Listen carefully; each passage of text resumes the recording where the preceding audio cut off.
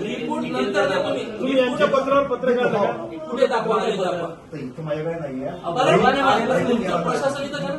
मोहीम अधिकाऱ्याकडे जो टेबल असते कुठे मोहीम अधिकारी अधिकारी मुकायला गेलेले आहे. जमा करायला फक्त पैसे जमा करा. तर फक्त तुम्हाला डोकं धरलं नाही. तुम्ही आम्हाला मार्केटमध्ये डीएपी खताचा तुटवडा आहे. हो. ताबडतोब आता स्टॉक मोकळा करा आजच्या त्याला फोन लावा. काहीच टाकतो आलं.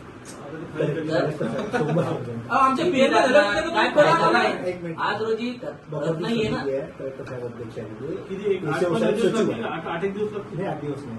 मंगळवारपर्यंत आजचा वार कोणता आहे? आजचा वार आहे शुक्रवार. मंगळवारी अरे मंगळवारी आज पहिली तुम्ही नोटशीट टाका, मागणी टाका, हे आंदोलन व्हायला तुम्ही यांची बरं जाऊ दे. सगळ्या तालुक्यात फोन लावा. कुठे डीएपी विक्री चालू आहे का दाखवा. साहेब फोन लावा तुम्ही. ऑनलाईन खतं दिसतात कोणाकोणाकडे तुम्ही आम्हाला दाखवा. मी ते काय कधी तपासणी काय तुम्ही मी तुम्हाला सांगतो जिल्ह्याचा समितीला पत्र द्या. आम्ही ज्यावेळेस आलतो इथं 8 दिवसापूर्वी किंवा 10 दिवसापूर्वी त्याच्यानंतर तुम्ही काय केलं तुम्ही सांगा बरं. निवेदन न्यायपालिका आणि गेल्या अनेक दिवसापासून शेतकऱ्यांना डीएपी खत मिळत नाही. ही मागणी घेऊन आज आम्ही रविकांतजी तुपकर यांच्या नेतृत्वात जे कृषी विकास अधिकारी आहे यांची भेट घेतलेली आहे. त्यांच्याकडे आम्ही मागणी केलेली आहे जो बफर स्टॉक आहे हा रिलीज करण्यात यावा. शेतकरी गेल्या 1 ते 2 आठवड्यापासून सातत्याने तालुका कृषी अधिकारी असतील यांच्याकडे मागणी करतात किंवा आम्हाला खत डीएपी खत द्या. परंतु त्यांना सांगितलं जातं आज रॅकला लागणार उद्या रॅक लागणार परंतु खत काही त्यांना मिळत नाही. त्यासाठी आज आम्ही या ठिकाणी मागणी केलेली आहे. जर का या मागणीची दखल घेऊन प्रशासनाने वेळीत या खताचा जो तुटवडा भासलेला आहे हा जर तुटवडा त्यांनी दूर केला नाही तर नक्कीच शेतकऱ्यांच्या वतीने आम्ही तीव्र स्वरूपाचे आंदोलन छेडू.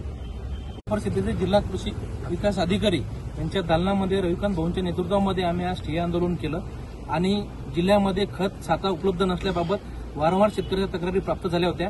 गेल्या 15 दिवसापूर्वी आम्ही त्यांना निवेदन दिलं. त्याच्यावर काय कारवाई केली म्हणून आम्ही त्यांना आज विचारणा केली आणि तात्काळ 2 टप्प्यात जो बफर स्टॉक असतो तो रिलीज करायची मागणी आज करण्यात आली आणि रवी भाऊंनी जिल्हाधिकाऱ्यांशी फोनवरून बोलले आणि जिल्हा एसओ जे जिल्हा कृषी अधीक्षक त्यांच्याशीही बोलले.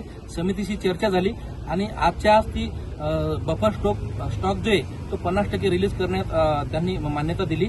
म्हणून आज जिल्ह्यामध्ये सगळ्या शेतकऱ्यांना लवकरच मुबलक खत मिळेल आणि ज्या ठिकाणी ओव्हर रेटनं खत विकल्या जाते त्याच्या तपासण्या करून त्यांच्यावर कारवाई करायची मागणी आम्ही आज केलेली आहे.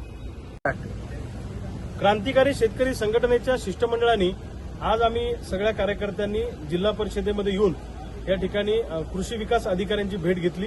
बुलढाणा जिल्ह्यामध्ये डीएपीचा मोठ्या प्रमाणामध्ये तुटवडा आहे, युरियाचाही तुटवडा आहे आणि डीएपी ऑन विकल्या जाते. जास्त दरानं त्या ठिकाणी कृषी दुकानदार विकतात अशा अनेक तक्रारी शेतकऱ्यांच्या आल्या आणि यांच्याकडे बफरचा स्टॉक शिल्लक असताना सुद्धा तुटवडा कसा काय दिसतो म्हणून आज आम्ही जिल्हा कृषी विकास अधिकाऱ्यांशी चर्चा केली. मी स्वतः जिल्हाधिकारी महोदयांशी बोललो, जिल्हा कृषी अधीक्षकांशी बोललो आणि त्यांना 50% बफरचा स्टॉक रिलीज करा अशा पद्धतीच्या सूचना आम्ही केल्या, विनंती केली. अन्यथा आम्ही आंदोलन करू अशी आक्रमक भूमिका घेतल्यानंतर आज उद्यापासून हा डीएपीचा 50% बफरचा स्टॉक त्या ठिकाणी रिलीज होणार आहे. त्यामुळे कोणताही शेतकरी डीएपीच्या खतापासून वंचित राहणार नाही आणि जर का प्रशासनाने याच्यामध्ये दिरंगाई केली किंवा एकाही शेतकऱ्याला जास्त किमतीमध्ये डीएपीचं खत किंवा युरिया खत किंवा कोणतंही खत विकण्याचा प्रयत्न केला तर जिल्हा कृषी अधिकाऱ्याचे कपडे काढण्यात येतील असा इशारा आज आम्ही या माध्यमातून प्रशासनाला देतो आहे. हयगय केली जाणार नाही. आक्रमक भूमिका क्रांतिकारी शेतकरी संघटनेची राहील.